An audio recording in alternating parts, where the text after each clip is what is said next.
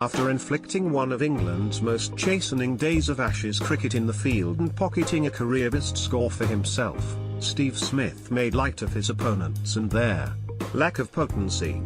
Speaking as he left the field on day 3, with an unbeaten 229 to his name after batting through all 3 sessions, the Australia captain described himself as good, spoke of his love of scoring runs for his country and thought David Malan was the pick of the spinners.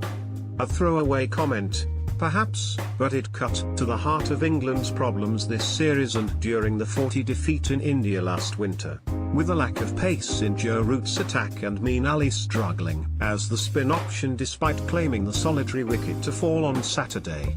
Paul Farbrace, England's assistant coach, who is often put up to speak after a harrowing day, described Smith's words as a bit of stirring but conceded the issues thrown up are valid.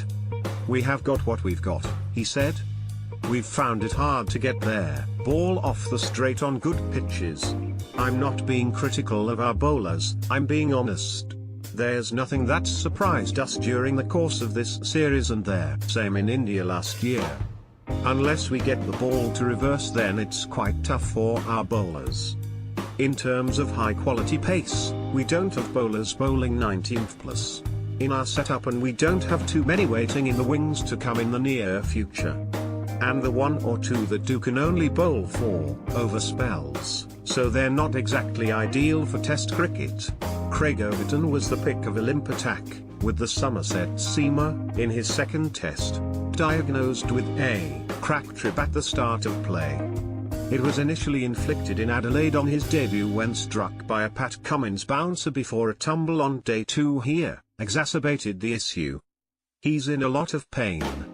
He is suffering, but he is such a gutsy lad. He's playing his first Test series. He's desperate to play for England and to do well, and he stayed on the field," said Farbrace. "To go through what he has gone through in the last couple of days and to still be out there bowling, even at the end he dived for one. Rooty suggested to him that he came off, but he was having none of it. That tells you a lot about him." The former England captain Michael Vaughan says England's bowlers are not suited to thrive in Australian conditions and believes the lack of variety in attack is contributing to their downfall in Australia. "It is a disastrous day. I think today showed we have no swing, no seam, no pace or no spin," Vaughan told BT Sport. "How are you going to get wickets?